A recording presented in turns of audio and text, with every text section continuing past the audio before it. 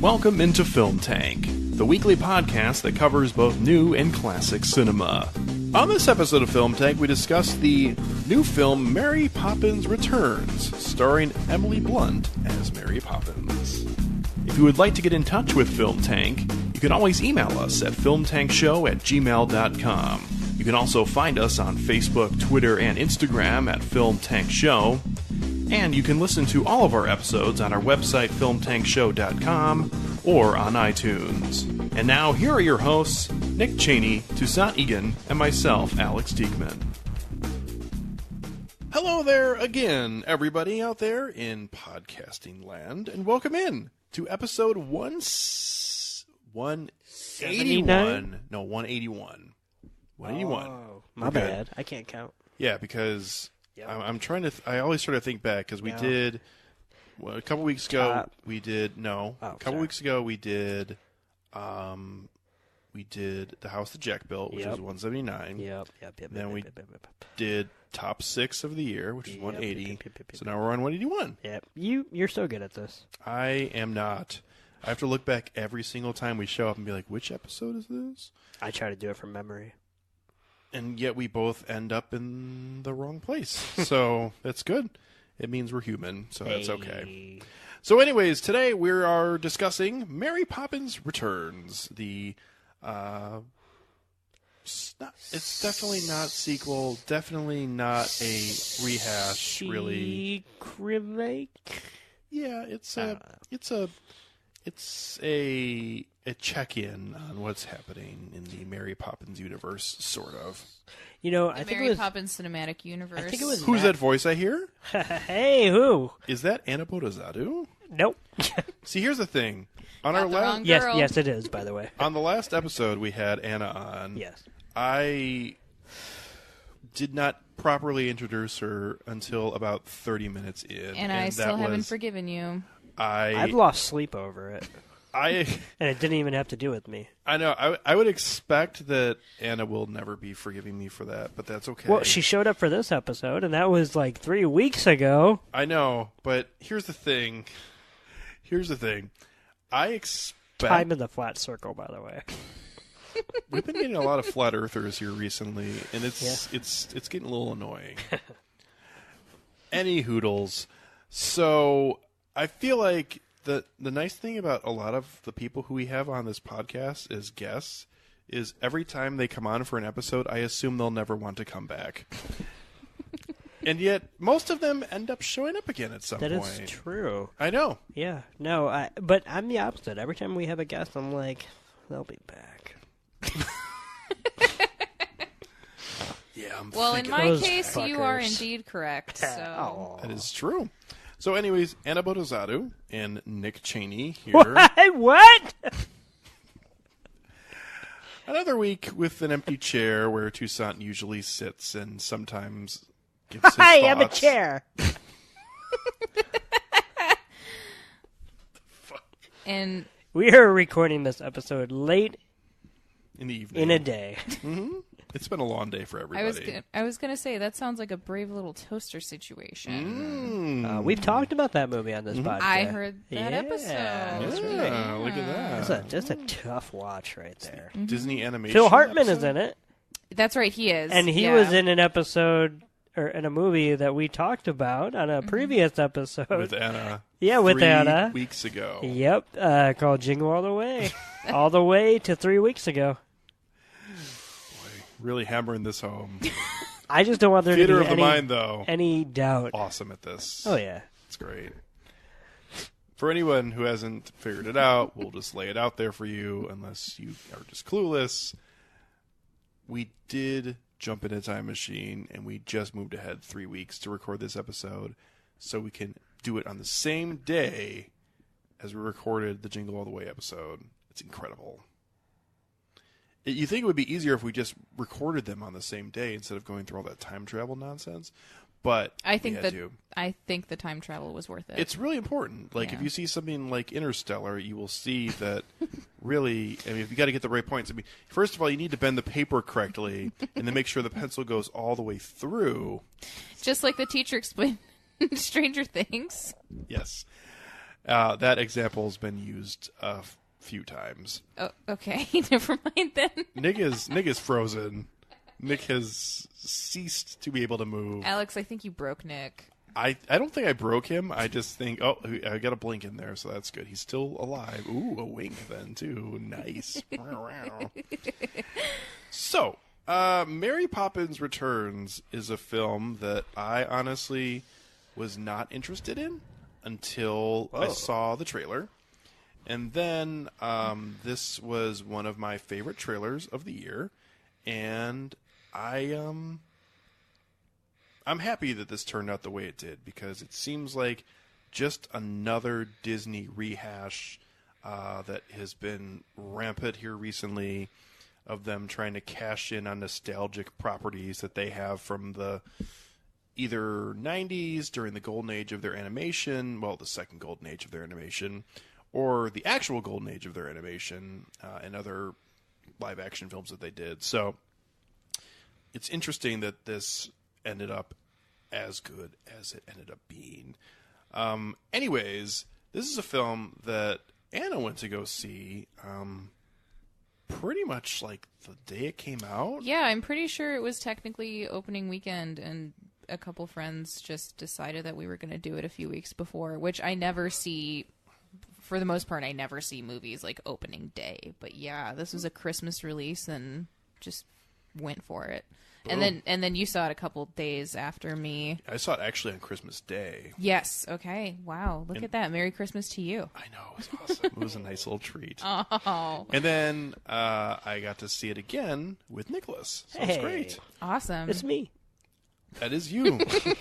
So not that the plot is important here, but decades after her original visit, the magical nanny Mary Poppins returns to the Banks siblings and Michael's children as they are going through a difficult time in their lives currently.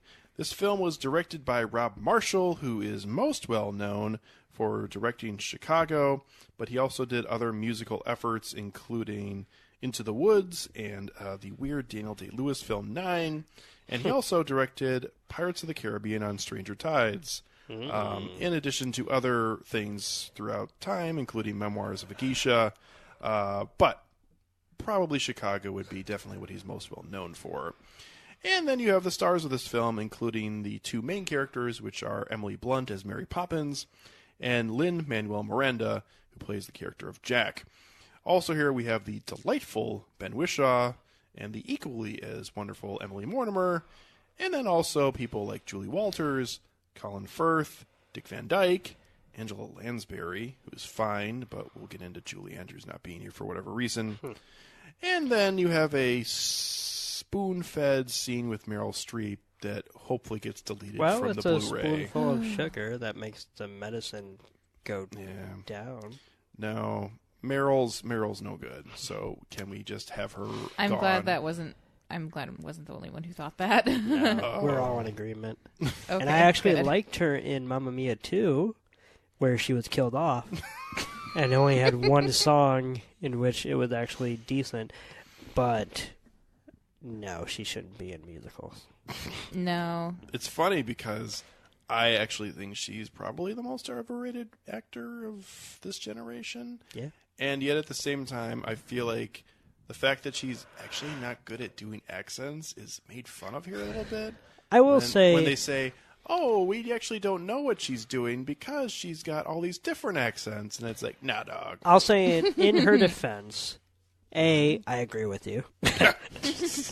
And B, I would say as film viewers, weren't quite as privy to her rise and ascension as it was happening, so to speak, like her roles in Manhattan, Woody Allen film, and Kramer versus Kramer, and other films where I feel like she actually does give good performances, but unfortunately just kind of folded in on herself and became quote-unquote Meryl Streep and not an actual actor. Oh, man, I think she's on the Steven Spielberg plaid now where she's just going off on that name, and occasionally she'll throw a good one in there. Steven Spielberg, yeah, no, same diff, which is that he can make a great film, and yet he doesn't just get to make one just because of who he is. He's gonna for, however many Bridge of Spies, there's going to be 10 the real fucking big giant. So that's fine. Yeah. So anyways, Anna, if you would be okay with it, I was hoping maybe you would start us off and tell us your thoughts on Mary Poppins Returns. Sure. Okay. Why not? Didn't mean to talk over you. My apologies. I do that all day long, so you are good. Well, I was highly looking forward to this. I mentioned this multiple times, having been on your show. Thank you for letting me talk about this ad nauseum. No. But I was one of those kids that grew up watching Disney movies. Mary Poppins was included in that collection. I believe I owned it on VHS. I watched that so much as a kid. Because of that, Julie Andrews, is one of my favorites. And she also became one of my favorites when, of course, Princess Diaries. Can't forget that. So and now Aquaman. So there you go. Yeah. Have you seen Aquaman? He played the Kraken. Oh yeah, Jason actually... Momoa mentioned that. Yeah, no, I haven't seen Aquaman yet. Yeah, she played a CGI talking fish. Aquaman actually is pretty good. No, I mean I enjoyed it, but yes. the idea that she Cool. would come back out of whatever for that and not for this. Mary Poppins Return. I've got thoughts. I would love to hear the story behind that. Anyway, Yep. So I loved Mary Poppins as a kid, so when Mary Poppins Returns was announced, I was like, no, I don't even know what this is, but my immediate reaction is no. And then I agree with you, Alex, in that this was one of my favorite trailers as well because it included 2D animation, and then I was like, okay, I mean... Not only did it include 2D animation, it included 2D animation that had birds flying in between the actual human characters, which... for those of us playing at home, I assume is extraordinarily difficult. Oh, absolutely. Yes. That's what kind of made it so cool. And I'm glad they included that shot to include in the trailer. And then that's when I was like, okay, I feel like they've had me sold. And of course, Disney, like you've mentioned already, Alex, they're benefiting from the nostalgia kind of redone now into the 2010s era where kids that are younger than me are going to know this as movies that they're growing up with. And I was actually very surprised in the theater because there were small children there. So there were older parents that brought their younger kids. And I was questioning, did these kids see the original with Julie Andrews? Because, I mean, I feel like that's probably a good primer for them at this point. But anyway, so I knew that this wasn't going to be a direct remake, which was good, and I was blown away by how much I enjoyed this movie so much. This is in my top 6 films of the year. It was... So I was a big fan of this as well. I'm very happy that it made your top 6, honestly, because I was so pleasantly surprised by it. And I completely forgot that Emily Blunt actually has a great singing voice. So that was very... very refreshing to see on screen, especially because I had to endure Emma Watson's auto-tune because she was singing against actual Broadway singers that know what they're doing. Seems like she may not be a good actress. Emma Watson? Yeah. Well, she's made a lot of not great choices after Harry Potter. Yeah. She thought she had a winner in that Tom Hanks film, Red Circle, but that was a fucking You bomb. mean The Circle? Whatever it's called. It doesn't matter. Yeah. It doesn't matter. I'm glad that you saw that too because I watched that on DVD because I've never seen it. Oh, you've never seen it? No. Okay, well... It looked terrible. It will waste your time. Huh? And that's the thing is that's one of those movies where you, or rather I did, I noticed that it was edited poorly. I'm sure it was. It was just not good. I saw it on DVD because I thought it would maybe be worth it, and then I was like, ooh, this is bad. Not a lot of Tom Hanks films get a first quarter release. So the studio knew they had a fucking clunker on their hands. Ugh, yeah, that wasn't good. Although, I will say for Emma Watson, she is going to be not the main character, but the second main character in the Little Women remake. I feel like that's something very fitting for her. I feel like maybe she should take the Keira Knightley path and pick strictly period pieces for the most part. Not strictly, but I feel like those kind of fit her. And Keira Knightley isn't a bombshell of a talent either, even though I do like her too. But yeah, that's kind of a good point about She's Emma got a Watson. time and a place. Yeah, exactly. And like Emma Watson is actually good at very many other things other than acting. So Sure. Yes. So Emily Blunt, though, is, and also too, Disney lucking out having her at like the peak of her powers, basically. Absolutely. As she was very much noted in A Quiet Place earlier in 2018, and she's also had her rise here recently. I mean, even if you go back a few years to something like Edge of Tomorrow, which she was fantastic in. Have you ever seen that, by the way? No, but I've heard nothing but good things. It is a very good film and a fun story, and also too a weird film that Tom Cruise is in, where the female basically overtakes him in terms of importance throughout the film. Very cool. Yeah. Which it was, because that doesn't usually happen. And I would say, speaking of Emily Blunt in Rob Marshall's Into the Woods, which I know was very derided, and I completely understand that. At the time, though, Emily Blunt hadn't done a musical, and I feel like that certainly was kind of an interesting thing for people who didn't realize that she could do that. So, yeah, as the baker's wife. So. Yeah. Right. So, yeah, Emily Blunt, and then also you mentioned something about The Quiet Place that I wanted to bring up, but regardless, I was very... Okay. Did you like that movie? Yes, I did. I loved it. I took it. I took my mom to the movie for Mother's Day, so Nice. both of us enjoyed it very much. Well, Yeah, that first scene's not a really uplifting family film Nope. scene there. for Well, parents. Happy Mother's Day. I'm going off on a tangent. That's I'm okay. so sorry. I apologize. There's something about the image of the warning fireworks going off and John Krasinski trying to run back to the house that just... There's some about it that feels like oddly patriotic to me in a film where aliens have come in and taken over, basically. And it's just such a weird, dystopian, but yet positive view for me. It's such a weird part of that movie, and I love it. That's very cool. Yeah, Yep. lots of really cool things about that movie. Oh, yeah. But yeah, very pleasantly surprised to me only because everybody else already knew this. Emily Blunt, great performer. I really, really liked Lin-Manuel Miranda, but I didn't realize he sounded like that when he sang. I expected his voice to be a little deeper. Anyway, He doesn't sound like that when he sings usually. okay, good. All right, because it sounded not great. At least not to me. He's not a great singer. Okay. He's a great musical performer, which means that he hits both song and dance, notes and whatnot.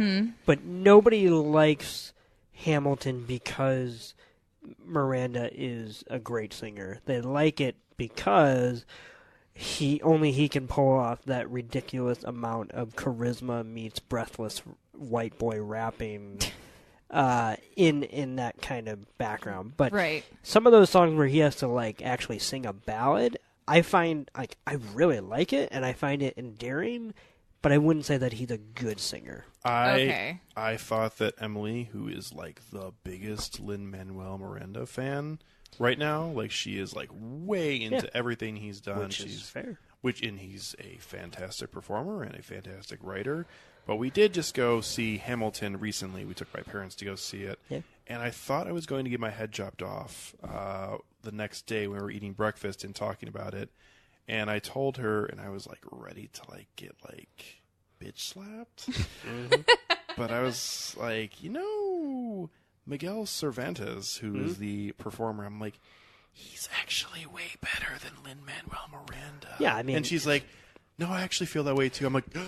The thing is, if I'm going to listen to it, Wise. I only want to listen to the Lin-Manuel Miranda recording because I genuinely can't not think about him separate from that quote-unquote role. But watching it live or whatever, there are a bunch of better singers. So that's a fact in my opinion. And also, too, in Mary Poppins Returns, he is trying to do a pseudo... Cockney accent. Yeah. That's true. And Yeah. it's and not great, but he doesn't really ever go in and out of it, which is kind of always a big hurdle for some people. So he at least stays in it. And at the same time, I'm willing to give it a pass because I still think he's doing a wonderful job. And also, too, I actually think he's doing a wonderful job acting in this, which he has not had a lot of big time screen appearances where he's actually physically on screen. Where I think his interaction with mostly the kids is actually quite good in this film. So I agree. Yeah. Yes, I do agree with you too. So yeah, just so much about this movie that I enjoyed. The pivotal moment for me is when the overture is playing, and then we see Mary Poppins come on screen for the first time by way of the kite. Literally tears down my face because it was just all of that feeling back at once, and it was crazy. It was, I'm trying to find my words. It was just such a cool moment, and I really enjoyed it, and I loved this movie, and I'm really happy that I saw it in theaters, so yeah it was awesome. Can I go next? Sure, man. No. I'm kidding. I'm a person who grew up with Disney films, and I love musicals, but Mary Poppins has never really been a thing. Like, I definitely watched it, and I didn't dislike it, but I couldn't really tell you a lot about specific scenes at this stage in my life. So I went and saw Mary Poppins Return, mostly with the promise that it was a musical that had original songs instead of just being a remake or Let's something. go fly a kite. We've heard that shit ago. Well, true, but No, I'm saying it. Yeah. That it's not that even though it's a plot line throughout this. Oh, right. It's not just the same songs over and over again, which is what you're saying. Yeah, and they don't even try to reskin the old songs, other than a few good moments where they, just have reprise where, whatever. But when I saw this, I gotta say, I didn't think it was great, but I really enjoyed it for what it was. I thought scene to scene, all the actors are very well casted. I thought Emily Blunt is definitely fantastic, and the songs themselves range from okay to pretty great. And overall, I would watch this again any day because I thought that everything was just the right amount of whimsy and yet earnest emotion. I definitely thought that the 10, maybe 15-minute sequence in the middle with the 2D animation was the peak of the movie, and everything after that was certainly good and decent, but not quite on that level of artistry or even song-wise, because I genuinely thought the Not Judging a Book by Its Cover song was great, not simply because of the Miranda rapping, but also just because of the chorus and whatnot. Like, the way that it fits into the actual plot line. That too. whole vaudeville sequence was just fantastic. I will say that in general, I am with you, Alex, and Anna, that the Meryl Streep scene was very out of place. The film literally stops dead in its tracks to have that scene happen. And I'm not even against the song that they sing, because I actually thought the chorus was kind of catchy. I thought the first verse was awful because they hadn't really started the song yet, and I was like, oh god, we are in for a very painful 4 to 5 minutes. But once it actually starts up and everybody gets involved, it was okay, and it wasn't impeachable. But that was just pretty annoying. But when I think about this movie, all I can really ever think about is the highlights, which are the scene I mentioned, the bathtub fantasy sequence with the song, which I thought was a great song, and great performances all around. No, not yet. I said something to Nick that really fucked me up afterwards, after I saw it for the first time. That you remember that happened to you? No. That... After, I was trying to pinpoint who I thought that Emily Blunt sounded like, and I figured it out about halfway through the first time, and now I can't unhear it. And I feel like she sounds awkwardly a little bit like Stewie Griffin trying to sing, and it's really fucking with me. Oh, my God. Yeah? Oh, no, not yet. Yeah, it's uncomfortable.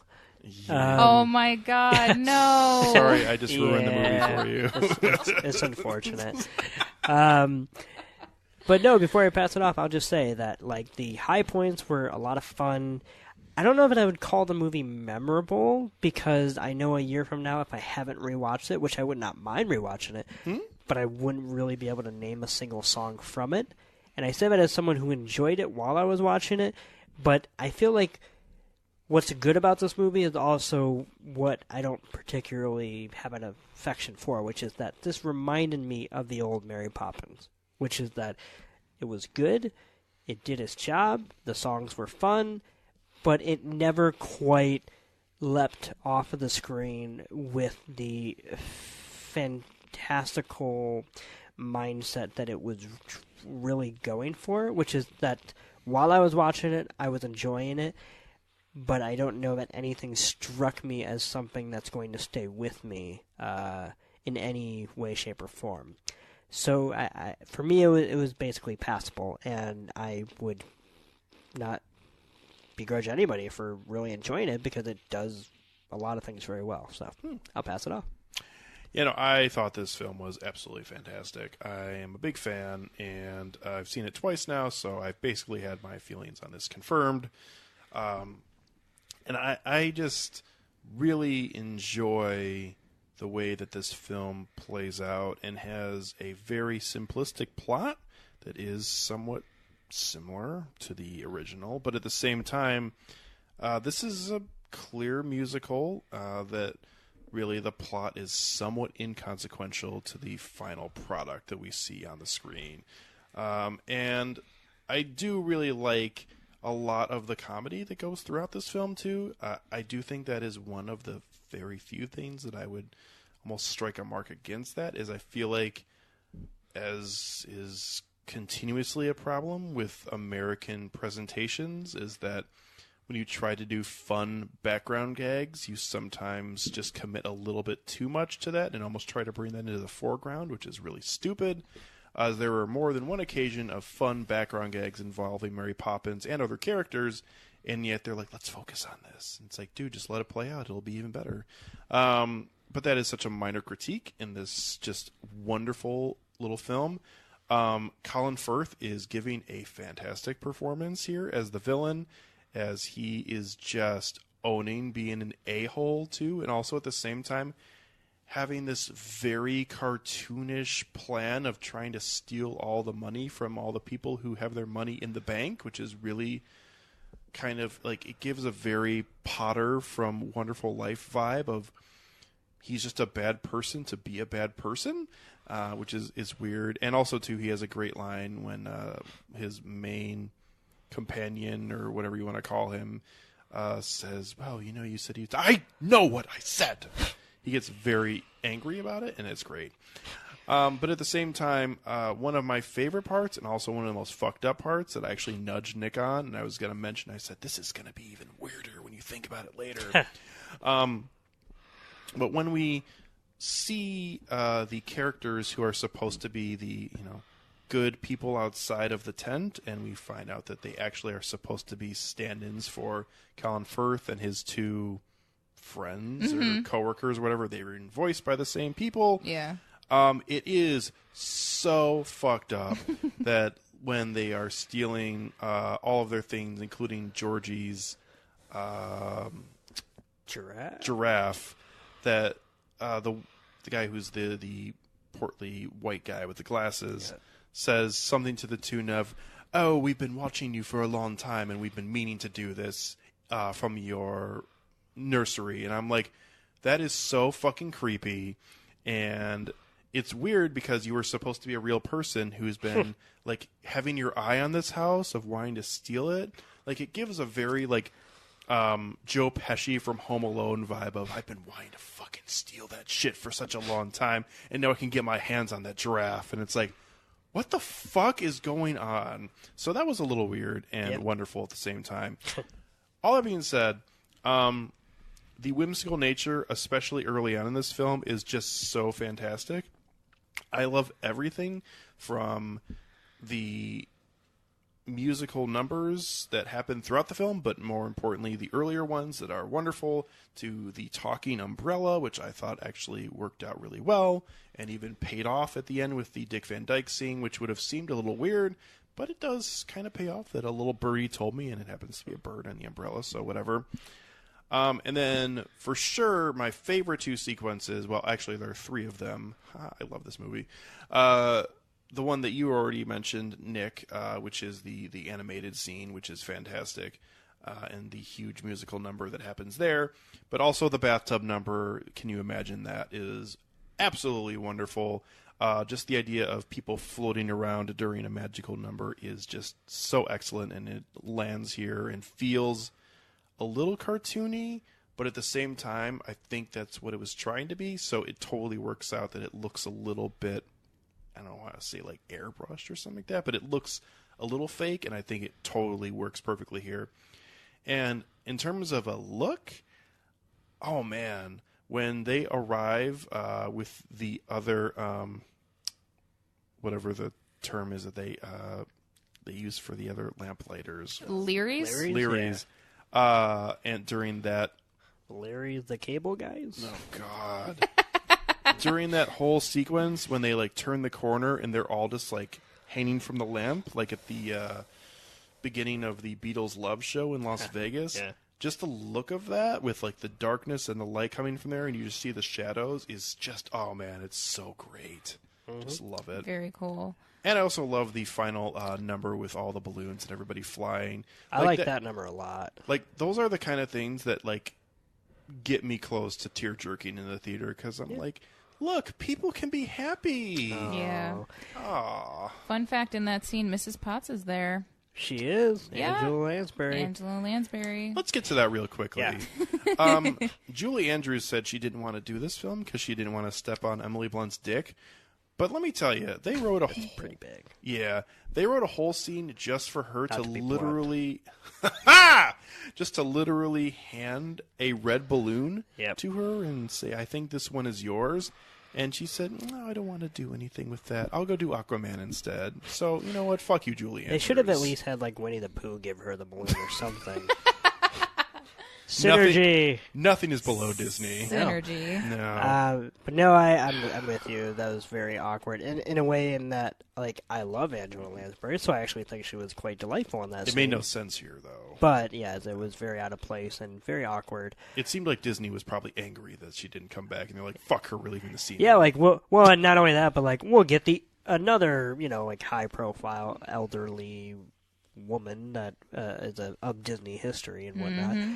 I thought that scene was fantastic. I will say, the Larry scene kind of fell flat for me in the sense I agree with you that when it came, like, I had been waiting for it the whole movie because I remember the chimney sweeping scenes. I'm like, we're gonna get the lamp lighting equivalent of that. Mm-hmm.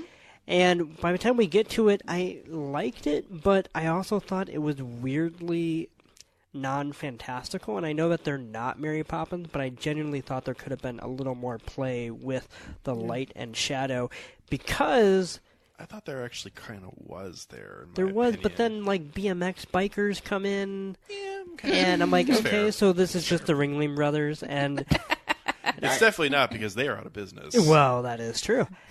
So that part, like, it was kind of like I was always just on the edge of like just accepting it, but then something like that would happen, and I'm just like, Yeah, I actually, I will say, yeah. and even though it's one of the things because I actually really like that scene is I'll go to bat for it a little bit. Although I understand exactly what you're saying too. But my reading from afar is that the further the story goes along, the less fantastical the actual numbers get, which totally makes sense because it's more the actual people who are taking over and who are, believing everything that's going on, and it's less about imagining what's happening. So, and I would agree with that if the final scene wasn't people and balloons. Yeah. Now, I'm actually with you in the sense that I do think there is a slight sense of like reality grounding them. So I'm actually just fucking with you. I just thought there. I just thought that there should have been slightly, even just less of the fanciness of like I said, the BMX biking, and more of just fun choreography. Like, it was good choreography. Like, it wasn't like bad, but it almost felt a little too rehearsed. Like, what about people like, I just felt like you have lamps, you have lighting, and the choreography looked cool, but none of it really played with the lighting. Like, wouldn't it have been cool if, like, what they were doing was, like, interesting and rehearsed, but then their shadows maybe were doing slightly different? Oh, that's a really good idea. That they I'm just should have saying, like, done. just little things like that where I'm just kind of like, You're but probably right. anyway. I love that scene mostly because I think the lighting in that scene's actually just so fantastic. I mean, it looks good as a film, like, shot and whatnot. And I do like everything that proceeds to when they actually arrive with all of the Learys and all of the scene when they're walking through kind of the sewer area. Yeah. Sewer, what? Syria? The sewer area. Syriana. Not Syria or Syriana. They found George Clooney with a beard. Yeah. Although I will say when... About Syriana? No. Okay. Good. When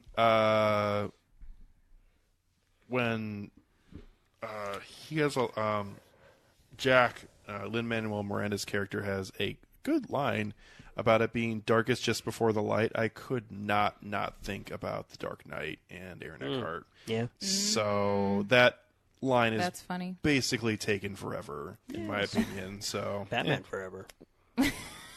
What I will That's a say, different though, Is it? yes. while you stating that you were being, like, underwhelmed by the Learys, unfortunately, I did think this in the theater, even though I didn't really want to, because I didn't do this with any other moment in the original Mary Poppins. After the Learys did their first musical number, I couldn't help but think of how much more iconic the chimney sweeps were. Yeah. So it's just, I feel like the way in the original it was done in such its own its own way, and then of course it's like a whole different thing because they're lamplighters, obviously. Right, but but I agree with you in the sense that when the movie started and we were introduced to Miranda's character, and I'm like, okay, that's where that's heading. Like, everything else, musical-wise, like, number-wise, even if I could understand where the pastiche was coming from, I didn't quite have a grasp on where it was headed until it got there. Whereas, by the moment we get to the lamp lighting dance sequence, I've already been waiting for it for the whole movie because I just assume that that's where that... So... Because of that, it just felt my own expectation, which are my own fault, but just kind of fell flat a little bit. But I mean, it wasn't bad, though. I guess I don't want to harp on it too much. I did like their dancing the most, I think. Yeah. Like, I mean, I thought definitely what they cool. were doing was good, and the dancers they had were good. It was just kind of a hodgepodge of decisions that I didn't always love, but... Yeah. Very understandable. Also, I wanted to just chime in about the Meryl Streep sequence. Yes. Like, I didn't know she was going to be in this, so when she showed up on screen, I was like, why are you here? And then... That's how everyone felt, even the people who knew she was going to be in it. I saw her name in the credits, which is saying something, because if she gets to be in the opening credits and only in one scene, like... That's just not a way to make a movie. But anyway, continue. Yeah, but then, she was there, and then You I was said like... You said it right, Nick. She wanted to be in this. Oh, absolutely. I said that scene reeked of Meryl Streep heard that there was going to be a Mary Poppins sequel, called Disney and said, I want to be in it. And then they said, okay. And then they wrote this sequence for her. Also, Yeah. the fact that I think you are right, but I think it is telling that no one ever delivers the bowl back because she never comes back. Yeah, you don't so need to. it's that whole storyline is over when her character's gone. Yeah, the loop never closes on that one. Which is fine because no one needs to see her anymore. Yeah. Why don't you go back to playing Julie and Julia or whatever the fuck you're going to do next? Don't worry, Meryl. We'll wrap up your storyline when we do reshoots. Okay. So basically, like, I know it was mentioned that I think, Alex, you said that she's, like, overrated, and I've never thought of that. Oh. I've never basically assumed that she was overrated. I just know she's one of, like, the most well-liked actors currently working at this time. But then when I saw her in this, I was like, oh, no. I think she's reached it. I think she's reached the point where she annoys me. And that sucks. Welcome. Yeah. I think the problem with Meryl Streep is she just shows up in things just to be in them, and she takes roles She's because kind of like Johnny Depp. A little bit. She's got more talent than that person does. I mean, I'm just saying as far as like Kenneth Branagh's Murder on the Orient Express, Johnny Depp gets to be the villain in that, even though, and I actually... He's not bad in that. No, and that kind of hurts me to say. But I also would totally take anybody over him. Like, Sure. I don't need him to be in it. And that's the thing about Meryl Streep, is I feel like she's just taking roles away from people who could probably do something different with it. Well, Absolutely. The other thing about Meryl Streep is that even if she's good in things, and I think she's been good in quite a few things over the last 2 decades, like August Osage County, I think she gives a great performance. And I'm not thinking of anything else off the very top of my head that was like over the top. She was actually good in the movie that not a lot of people saw, but it was Jonathan Demme's last film, Ricky and the Flash. Oh, okay. I heard good things about that. Anyway.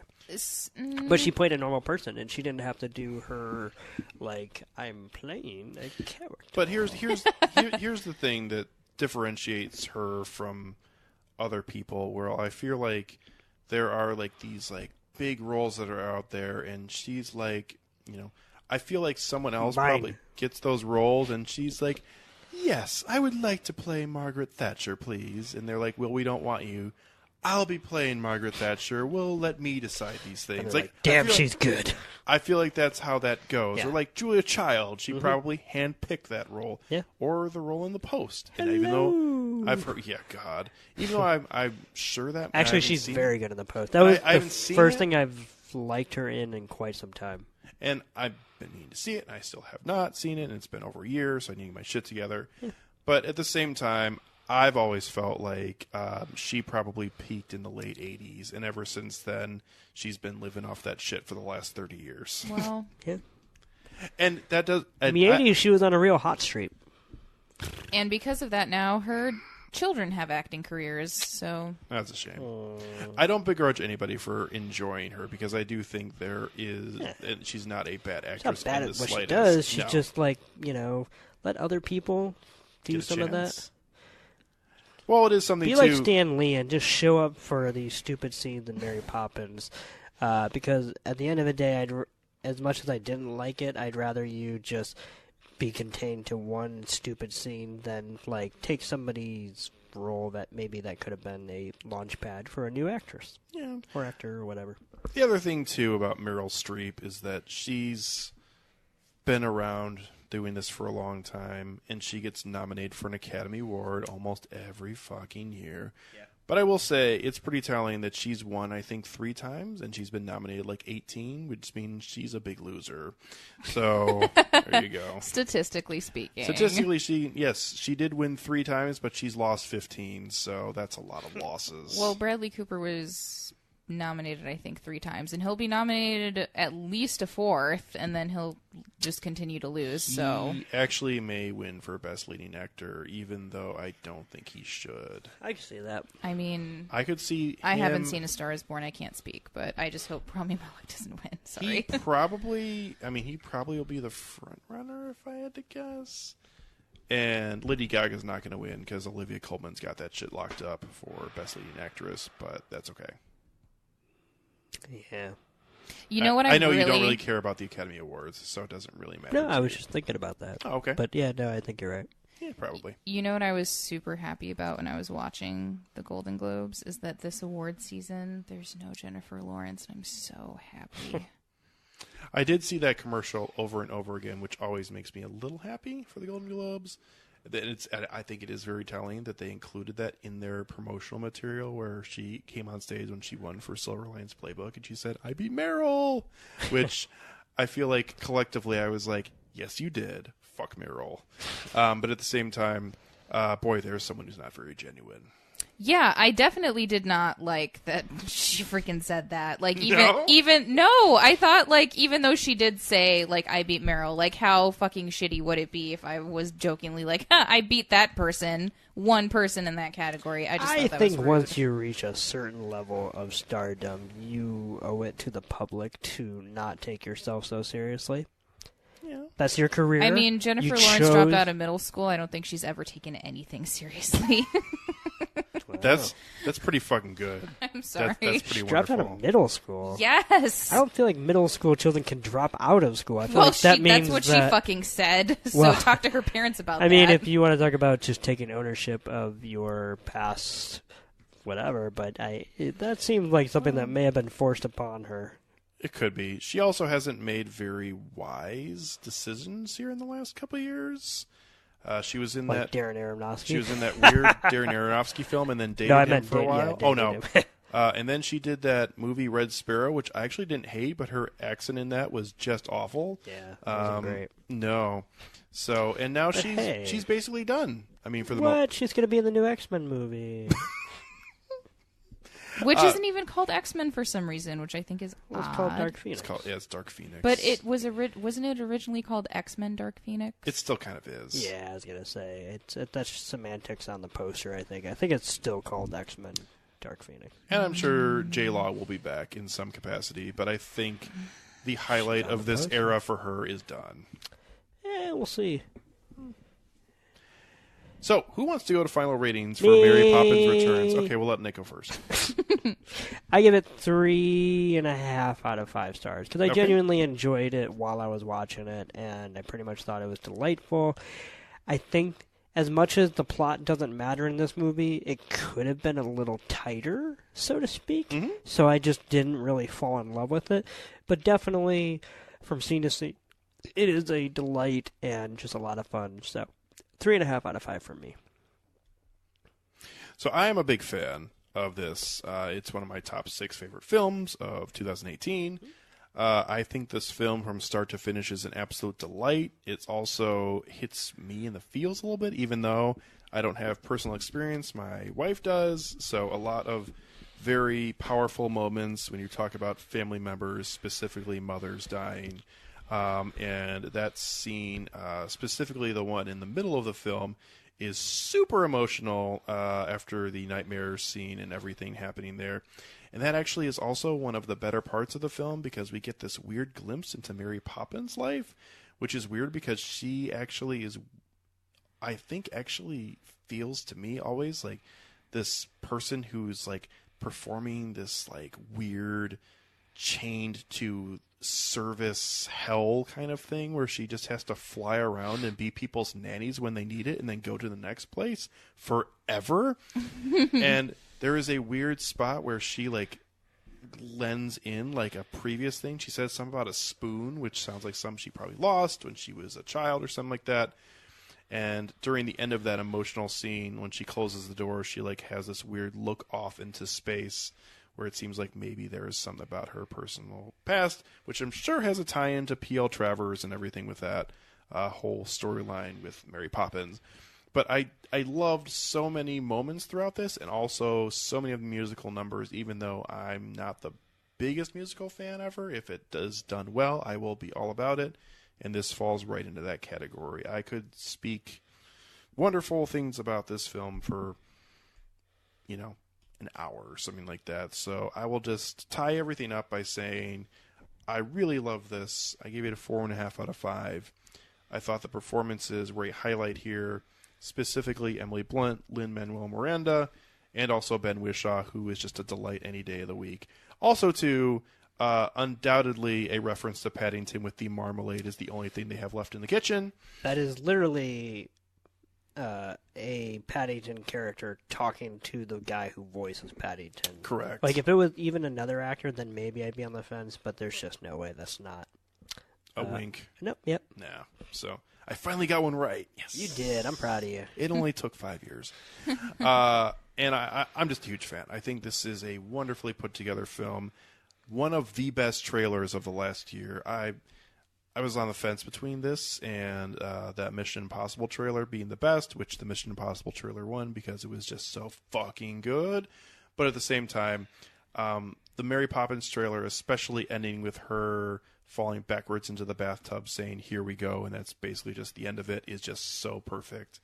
And this is just a wonderful little movie. So 4.5 out of 5 for me for Mary Poppins Returns. A very nice addition to the Disney vault, and unfortunately it might be not such a good 2019 for them for these kind of movies. Well, be prepared, and we'll see what happens. Just so good with that kind of stuff. Love it. Okay. So I give this movie 5 out of 5 stars. I enjoyed so much about this movie. I am so happy with how it turned out. I loved almost every single thing about it. I could have done without Colin Firth being the bad guy. Even though he did it really well, I was just like, maybe if somebody else was there, I would have been better. I didn't have as strong as a reaction to Meryl Streep not wanting Meryl Streep there, I guess. But there was just so much about this movie that was amazing. Everything from Mary Poppins outfits, which I wanted all of, and I need to buy them immediately, but I'm sure they're all designers, so I mean, that's just a pipe dream. Well, I didn't want to say this until the end of the episode, but if you look behind you and you open up the closet, you're in for a treat, Anna, because we called the designer and we got all the costumes here. You're welcome. Thank you so much. Anytime. Try them on. Thank you, Nick. Oh, man, we're making miracles happen here. I try. I just love this movie so much. I am so happy, like, whenever a movie makes me cry, whether it be happy or sad. In this case, it was happy tears. I can't wait to watch it again. I thought all of the songs were amazing. The animated portion of the film was my absolute favorite because I'm such a sucker for good 2D animation. And they shoehorned it in here, and Disney's probably never going to do that again. No, it'll be back. I mean, let's hope We'll so. see. They got to get that stank off the Princess and the Frog at some point. Yeah. So I was just so happy with everything that this movie brought, including Ben Whishaw and Emily Mortimer, who are always amazing. And the kids were very good, too, because Yeah, they they were were. not annoying. When No. kids aren't annoying, I think they do a good job. Yeah. So I will say something that, I mean, it didn't really bother me, but I thought about it at least more than once, both times I saw it, which is too many, which is they're supposed to be brother and sister, and I get that they're like trying to keep that relationship happening, but there were too many times where I'm just like, Where is my beautiful sister? yeah. I was like, man, is there something weird going on here? Because they are always together no matter what. You little dickens. And they kind of want to be together. Oh, they so, do. Yeah. Yeah. They've got great chemistry, Oh, they do. but they're playing brother and sister, so that's weird. They're like lab partners because Fucking lab partner. they're stuck in that chemistry.